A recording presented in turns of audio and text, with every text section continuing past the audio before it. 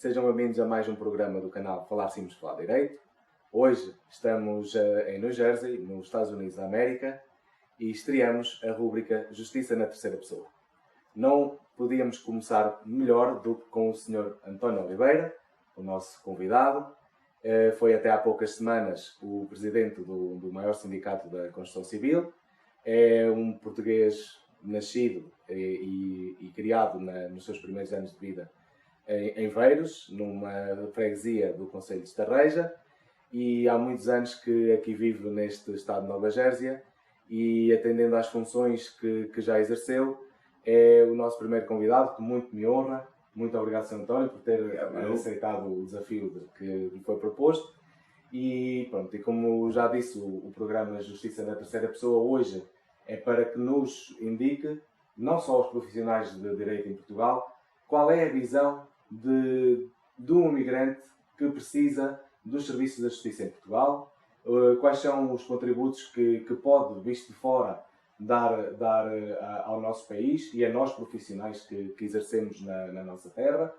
E pronto, e é isso. Eu gostaria de começar com uma apresentação, você contar um bocadinho da sua história, e depois tenho aqui 3, 4, 5 perguntas que lhes vou fazer, e pronto, e sei que as respostas vão ser honestas, vão ser construtivas, e estamos certos de que vai ser muito enriquecedor para nós, que não estamos aqui, mas que trabalhamos também com a comunidade, porque Portugal é sinónimo de uma grande diáspora, seja nos Estados Unidos, na Austrália, nos países europeus, seja nos 4 cantos do mundo existem portugueses, e portugueses que precisam dos serviços da justiça.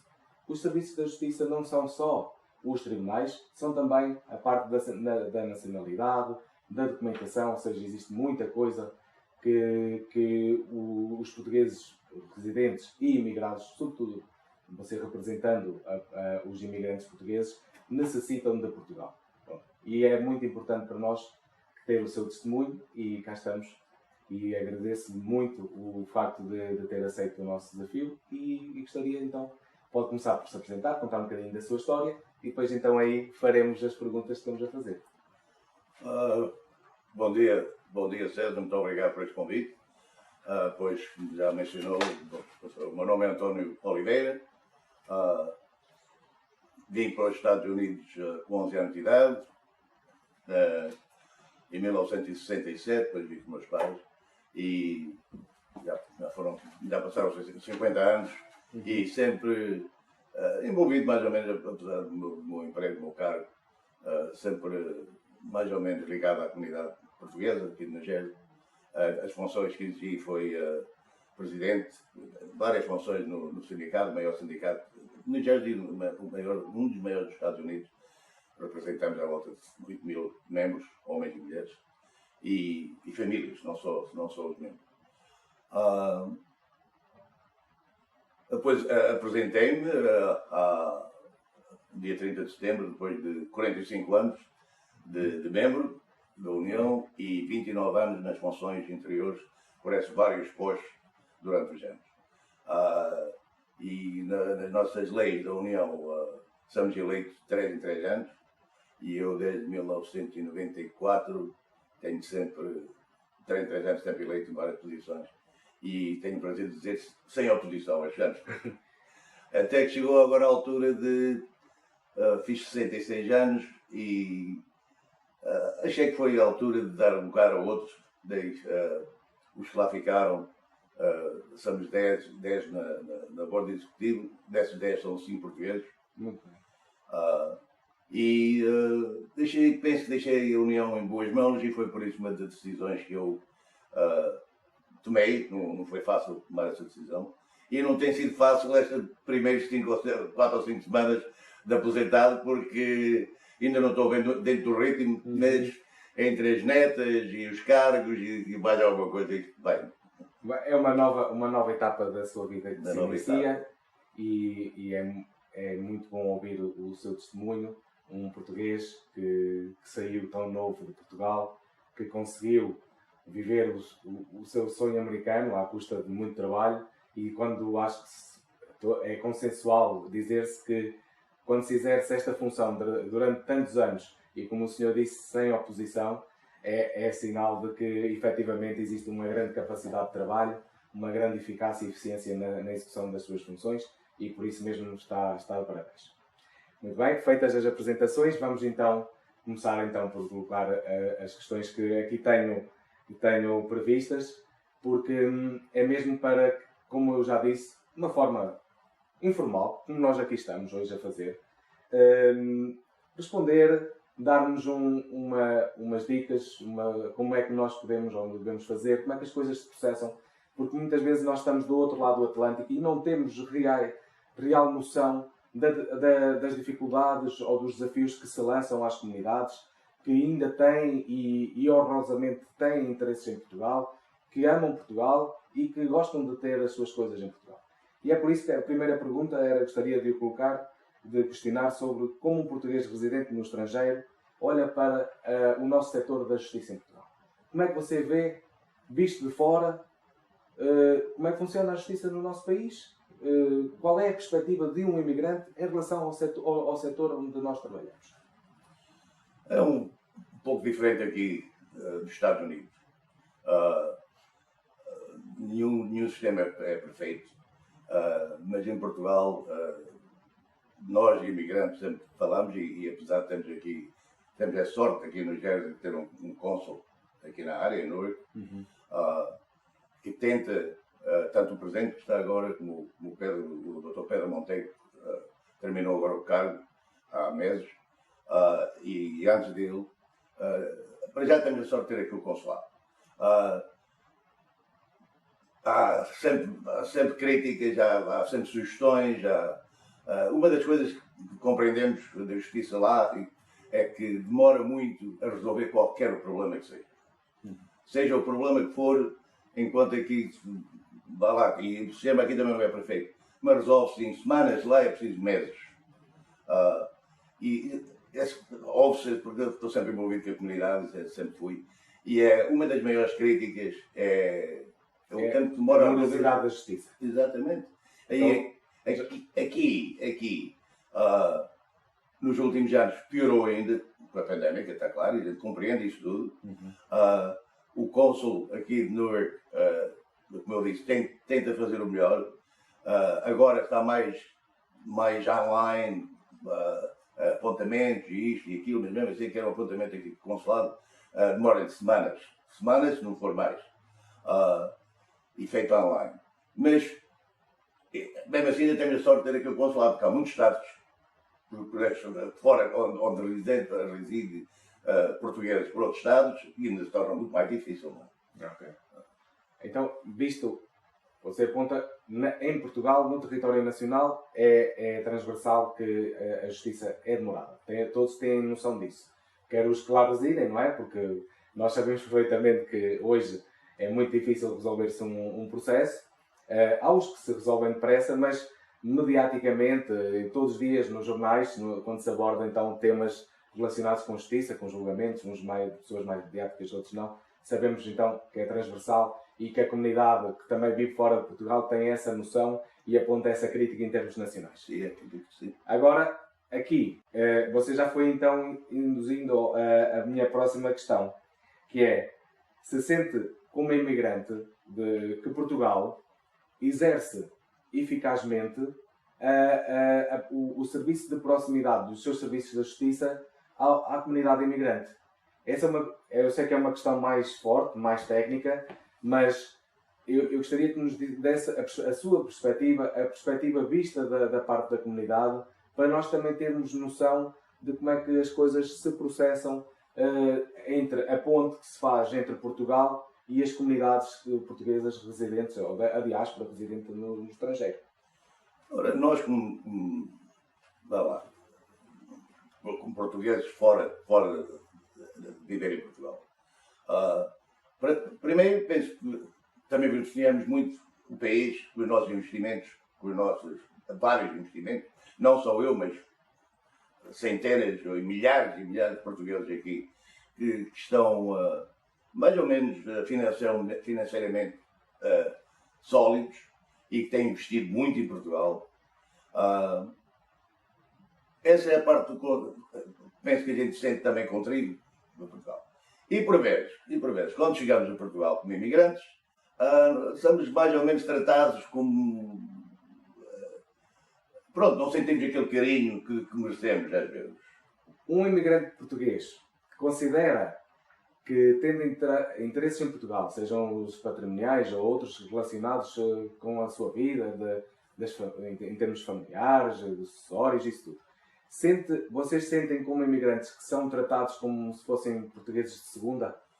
É mais ou menos essa frase que eu quero para dizer. Não quero ser crítico por aí além. Mas muitas vezes, eu pessoalmente... Mas não é uma crítica, é isto, o que eu coloco, porque você representa uma comunidade, ok? Se tem noção de que você é encarado, apesar de ser tão português quanto eu, que resido no nosso país, se sente que quando lá chega é tratado de maneira diferente ou é olhado de maneira diferente e se sente que poderia ser de outra forma, até porque não tem, por inerência da vida, não é? Porque uma coisa é você estar familiarizado com uma realidade e outra coisa é você viver fora dessa realidade. Se sente que os imigrantes deveriam ser mais apoiados pelos serviços públicos, pelos serviços que o Estado português presta e quero que, então, se puder, que dê o seu testemunho acerca disso com dados concretos. É exatamente o que eu penso e que muitos imigrantes pensam, é que exatamente quando vamos tratar de alguma coisa em qualquer departamento do governo português, seja finanças, seja onde for, os imigrantes somos tratados e olhados um bocadinho diferente. Não por todas as pessoas, que há empregados do Estado que são 100% boa gente e que ajudam, tentam ajudar. Mas há sempre aquela crítica que é imigrante, que é de fora, somos olhados. E não quero, custa-me dizer isso, porque é imigrante, cidadão de segunda classe, mas muitas vezes somos tratados como cidadãos de segunda classe. E todos sabemos, eu falo por viver aqui nos Estados Unidos há muitos anos. Uhum.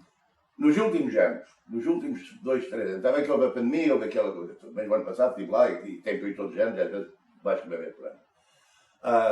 Nós éramos americanos e o Trump era presidente. E eu também não sou apoiante do Trump.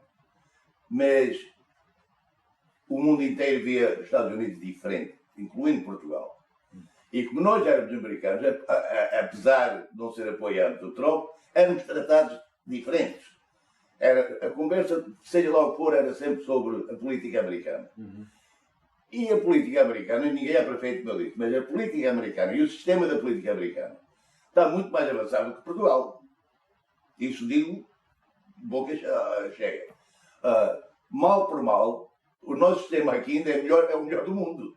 Mas por o Trump ser aquela pessoa controversa, não tem mais outra palavra. É uma personalidade política diferente do que o mundo já havia conhecido numa era mais moderna, não é? Eu acho que isso acelerou as pessoas tratarmos nós, imigrantes americanos, como cidadãos de segunda classe.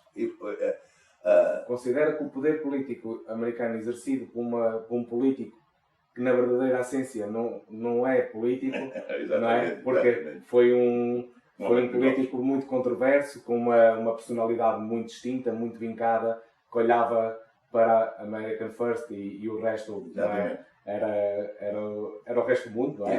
Exatamente. Orgulhosamente americano e não com a diplomacia que havia até então vigorado nos Estados Unidos. Sentiu que, pelo facto de ter um presidente, digamos, mais alternativo, não é? Atendendo ao tipo de político que sempre foi, que os Estados Unidos sempre elegeram, que isso afetou a forma como os outros países veem a América e como Portugal também olhou para as pessoas oriundas, independentemente de ser nacionais ou não, dos Estados Unidos. Exatamente. Sempre que isso teve influência. Isso foi dito, na minha opinião, perfeitamente. Exatamente o que aconteceu. E muitos dos imigrantes vivem cá. Eu, por acaso, tenho dupla nacionalidade. Mas muitos ainda são cidadãos portugueses, nem cidadãos americanos. Estão cá legais com cartão verde. Não é? Sim, e são tratados iguais. Só por viver aqui são tratados iguais. Não é, na minha opinião. Ok. Então, essa é uma crítica que aponta ao Estado português e aos serviços concretos que a Justiça têm ao dispor do cidadão. É isso? A atitude, mais ou menos a atitude das Atitude. pessoas, não digo que seja do governo, mas das pessoas que trabalham para agências documentais. Muito bem. E os políticos, mais só uma coisa, os políticos, o Presidente, o Primeiro-Ministro, várias vezes, nos têm bem de visitar e são acolhidos aqui da melhor maneira. Nós, eu pessoalmente, os últimos Primeiros-Ministros, todas as vezes que cá vêm, nós apoiamos e temos uma boa relação e eles mais ou menos dizem que acreditam e compreendem a nossa imigração, os nossos cidadãos portugueses cá fora. Mas as pessoas que trabalham para certas agências governamentais em Portugal é que têm uma atitude totalmente diferente. Muito bem. E é isso que no vosso entender deve mudar. Eu espero. E espero que o seu contributo chegue também a quem presta esse tipo de serviço, que são funcionários públicos. Não existem portugueses de primeira e segunda, nós somos todos portugueses, temos todos o direito à nossa nacionalidade. É importante, eu também visto do lado de fora, porque eu vivo em Portugal, orgulhosamente português, mas devemos olhar para os portugueses todos de igual maneira e acolhê-los, porque sair do nosso território, sair da nossa zona de conforto, muitas vezes deixando as nossas famílias para trás, foi o que esta geração fez, a geração do Sr. António, outras gerações ainda mais antigas, deram um salto no escuro, e deram um salto no escuro para ter uma vida melhor que não conseguiam ter em Portugal. E é assim, mesmo na reforma é um homem ocupado. Não, nada, por amor de Deus, então não tem problema nenhum. E então, posto isto, já acho que as pessoas que estão então nos serviços públicos em Portugal devem então, atendendo àquilo que foi dito aqui, que certamente será partilhado por muitas pessoas que vão ver este programa e outras que possivelmente que também queiram participar nesta justiça, na rúbrica Justiça na Terceira Pessoa, que provavelmente podem também apresentar esse tipo não é de queixa, mas é de contributo. As pessoas nós não devemos aceitar as críticas únicas e estritamente num sentido prejudicativo, mas devemos aceitá-las como uma forma de nós evoluirmos. E então, se assim for, olhando ao testemunho deste senhor e representando ele tanto a comunidade portuguesa, devemos olhar então, façamos o nosso trabalho de forma competente e mudemos mentalidades para que as coisas funcionem.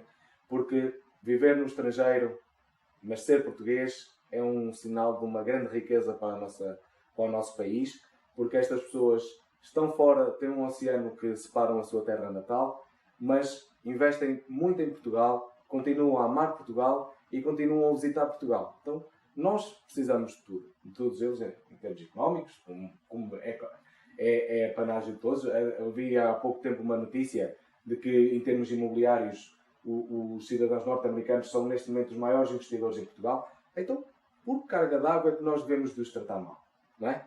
Estas pessoas merecem o nosso maior respeito, merecem a nossa maior admiração porque saíram da sua zona de conforto, procuraram fora da nossa terra uma vida melhor e gostam da nossa terra, investem nas nossas terras e fazem com que Portugal seja melhor, seja conhecido e possa evoluir. Eles são um sinal de progresso, não são um sinal de retrocesso. Muito bem. Posto isto, vamos avançar e gostaria então de colocar outra questão. Uma delas era como é que é de explicar? Se quer dar algum contributo mais além daquilo que disse, se consegue ou se na sua mente vem um contributo, uma sugestão prática e efetiva do que é que poderia mudar, além não só do comportamento, mas como é que Portugal podia mudar algum setor da justiça, de acompanhamento da comunidade. Qual era a sugestão assim que a comunidade portuguesa mais você pensa e que a comunidade mais lhe transmite? Uma sugestão prática, não é nada teórico, uma coisa que é fácil de se fazer e que resolveria muitos problemas. Sim, antes de responder à pergunta, só quero continuar com a última, que eu considero português, apesar de estar aqui há 50 e tal anos, tenho dupla nacionalidade e adoro Portugal. Estas críticas não são para todos os funcionários públicos, são para alguns, mas continuo a adorar a minha terra natal e continuo, e volto todos os anos, mais uma vez para. Isso é agora. Muito bem. A segunda pergunta, sobre ajudar a comunidade.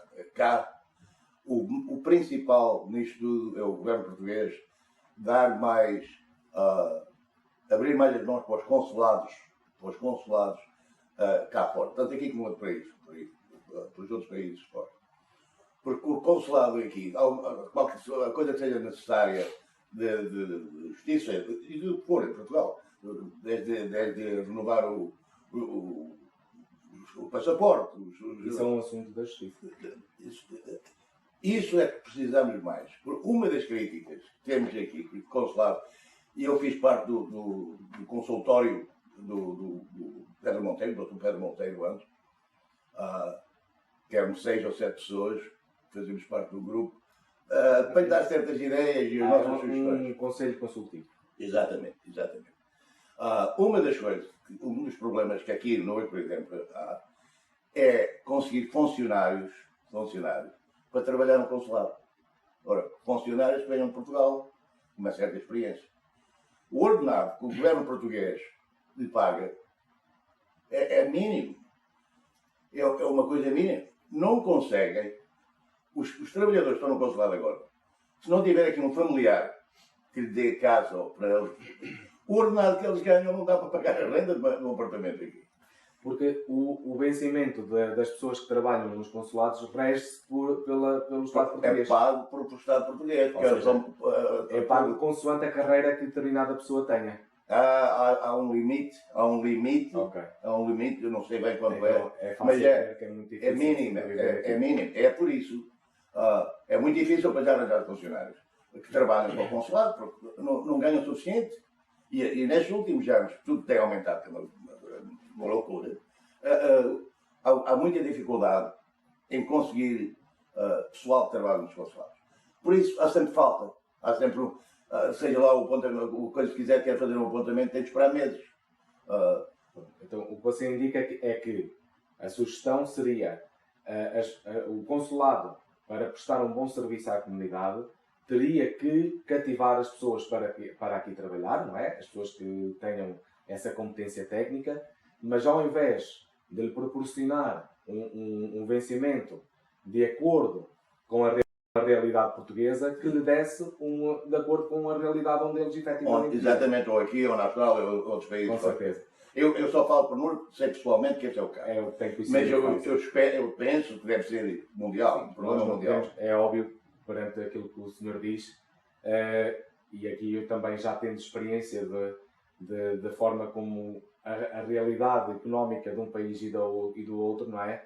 É óbvio, torna-se humanamente impossível uma pessoa ter um vencimento português e residir ou pagar uma casa e a alimentação e todos os bens essenciais que são precisos, porque são países completamente diferentes, com níveis económicos muito distintos, e então a raiz do problema pode vir daí. Ou seja, o Estado português não incentiva a que a sua massa humana preste serviços à comunidade porque não é atrativo. Não é? E as pessoas muitas vezes, claro, têm contas para pagar, filhos e tudo isso, as suas famílias, e veem então o facto de abraçar uma carreira diplomática, ao invés de ser um progresso nas suas carreiras, é um retrocesso. Exatamente. E são funcionários públicos que são, não são imigrantes que estão aqui. Sim, porque o consulado considera-se só o português, eles trabalham em só o português. Exatamente. Muito bem. Exatamente. Mas esse é um grande problema. Ficamos então aqui com um contributo que é extremamente importante. Eu não tinha bem noção disso, mas pondo-me nós também temos que nos pôr na pele das pessoas que aqui trabalham, não é? Se é para se viver pior, mais vale ficar em Portugal. É? E é o que acontece com os ordenados que eles são pagos, é o que acontece, eles vivem muito melhor em Portugal do que aqui. Eu tenho conhecimento de algumas pessoas, menos duas das pessoas que lá estavam, que já não estão, viviam em casas familiares, porque senão não era impossível, o ordenado que eles ganham era impossível. E os próprios cônsules sabem disso. Pelo menos o último cônsul, discutimos isso várias vezes. Mas ele também tem as mãos. Sim, porque isto passa sempre, a decisão não passa pelo consulado, passa sempre pela administração central, não é? Exatamente. Efetivamente pelo governo, não é? Exatamente. Muito bem, então, você, na vossa perspectiva da comunidade, sentem que a grande culpa do serviço que muitas vezes não se consegue prestar às pessoas, aos portugueses aqui residentes, tem que ver com uma má administração do governo português em relação às carreiras e à forma de as pagar, não tendo em atenção os diferentes níveis económicos dos países onde os portugueses se encontram efetivamente a residir. Exatamente. Muito bem. E é um excelente contributo, espero que também chegue a quem de direito e que se trabalhe então na dignificação dessas carreiras, porque efetivamente são muito importantes. Fazer o acompanhamento além fronteiras é uma obrigação nossa enquanto país soberano e independente, e é também uma obrigação de dar aos seus funcionários uma sobrevivência digna fora do território nacional. Muito bem. Uma conversa muito agradável, e eu só tenho uma última questão a colocar-lhe antes de terminarmos, que é, tendo então o senhor uma perspectiva 360, não é? Uma perspectiva na parte norte-americana e na parte portuguesa, porque por inerência de funções certamente lidou não só com os serviços consulares, mas também com o Ministério dos Negócios Estrangeiros e com os próprios governantes da nossa República. Eu gostaria de perceber, e que eu e quem nos segue, qual é a diferença, em termos simples, nada muito concreto, mas em termos simples, qual é a diferença entre um país e o outro na forma de fazer política e na forma como as coisas são tratadas? Não só na área da justiça, porque isso a gente já foi falando, mas é para termos noção de quão diferentes os países são e se calhar muitos portugueses vão ver isto, não é? Não têm noção da realidade norte-americana, só conhecem, porque nós só temos perspectivas quando conhecemos outras realidades, senão só vemos uma. Tendo o senhor vindo para os Estados Unidos com 11 anos, tendo o senhor tido a carreira que teve e sendo conhecedor nato de uma realidade e tendo interesses na outra, como disse, orgulhosamente português, dê-nos então assim um cheirinho de como é que as coisas são diferentes num país e no outro. Sim, pronto, é que já acho que disse anteriormente que não há país nenhum que tenha que seja perfeito na sua política. Há várias formas de vários governos que têm. A diferença entre os Estados Unidos e Portugal, no meu ver, é que nos Estados Unidos há dois partidos com maioria, o democratas e o republicano. Há os independentes, mas é pouco, não tem grande poder. Enquanto parece que são os dois partidos maiores que mais ou menos resolvem a política aqui. Em Portugal, no meu ver, há partidos a mais. Há muitos partidos. Não sei totalmente quantos são, mas há muitos partidos e quando é muito mais fácil negociar e resolver um problema só com 2 ou 3 do que é quando há 20 pessoas envolvidas, ou não digo 20, mas 10 partidos em Portugal. Mas, se calhar existem perto de 20 partidos em Portugal, ou mais, eu não sei precisar, mas certamente nos boletins de voto ainda aparecem lá muitos. Há muitos. Uns com maior, outros de menor representatividade. De todas as maneiras, estão todos envolvidos. Mas pelo menos 6, 7 têm assento para. E é muito mais difícil resolver um problema só com 2 ou 3 pessoas do que é com meia dúzia delas. E isso acontece em todos os fatores. Eu negociei muitos contratos na União, 3 em 3 anos, 10 anos inteiros, e é sempre a mesma coisa. Eu levava uma equipa de 4 pessoas, eu e mais 3. E não advogados presentes. Só usamos os advogados se precisássemos deles, mas nas negociações não existia advogados. Nada contra os advogados, mas complicam mais as coisas. E os contratores, a situação dos contratores começavam com 15 pessoas, 10. Primeiras reuniões, segunda, terceira, depois iam diminuindo. Lá para a quarta reunião que tínhamos, é que começámos a negociar, porque eram só 4 do meu lado e 4 ou 5 do lado dele. E é muito mais fácil resolver, seja a crise que for, o problema que for, com menos pessoas envolvidas, do que tantos partidos. E eu acho que isso é a diferença em Portugal, que custa-se mais a resolver problemas, qualquer problema, politicamente, por serem partidos a mais, ter gente mais envolvida. No meu ver, deviam-se juntar, alguns que as ideias não são muito diferentes umas das outras, juntar-se uns aos outros. E ter mais, era melhor para todos que eles também tinham mais poder, portanto, a união faz a força. Mas nem todos veem da minha maneira, não é? Pois não. E é por isso que nós damos a palavra a cidadãos comuns como o senhor, que dão a sua opinião, veem a sua perspectiva, baseada não na experiência política ou partidária, mas baseada na experiência de vida e na experiência laboral que o senhor certamente teve, que já se sentou, muito, como diz, com muita gente à mesa para denunciar. Então, daquilo, nós depreendemos de que a sua visão é que nos Estados Unidos, apesar de ser um país proporcionalmente muito maior que Portugal, não é? São cerca, salvo erro, 350 milhões de habitantes, um Estado federal que tem várias leis, vários Estados dentro do próprio Estado.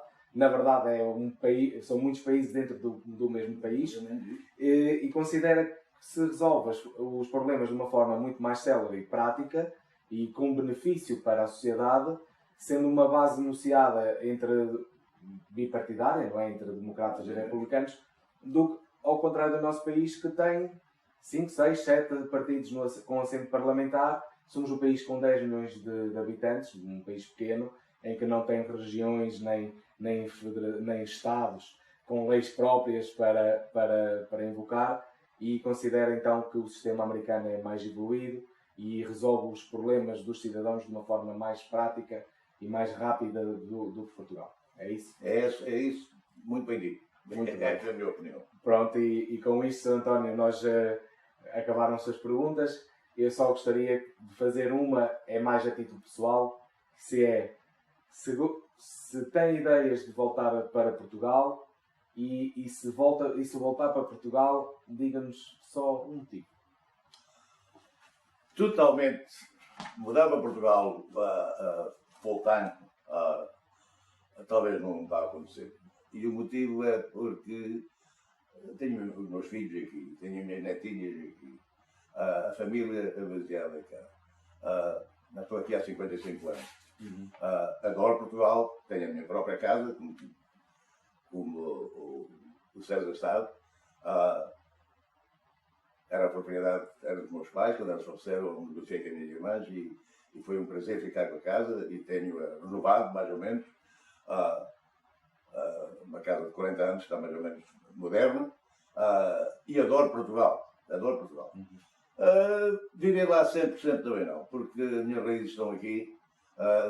Ir lá várias vezes. Nos últimos anos, o ano passado aconteceu, os outros 2 anos antes não por causa da pandemia, mas uma vez por ano ia-se com a família. E muitos anos seguidos foi lá a segunda vez para jogar um pouco de golfe com os amigos. Para aproveitar o sol de Portugal, o melhor que tem para oferecer. E adoro o país, adoro a minha terra natal, adoro a minha freguesia, que é uma freguesia pequenina chamada Veiros de Tarreira. E as pessoas, os habitantes em todo o país, mas mais da nossa proximidade, da nossa freguesia, é como se fosse uma extensão da minha família. E adoro Portugal. Mas também adoro a América, não é? Tem um coração com 2 países, e palpita por os 2 e defende os 2 e valoriza os 2, que é muito importante. E é um excelente testemunho.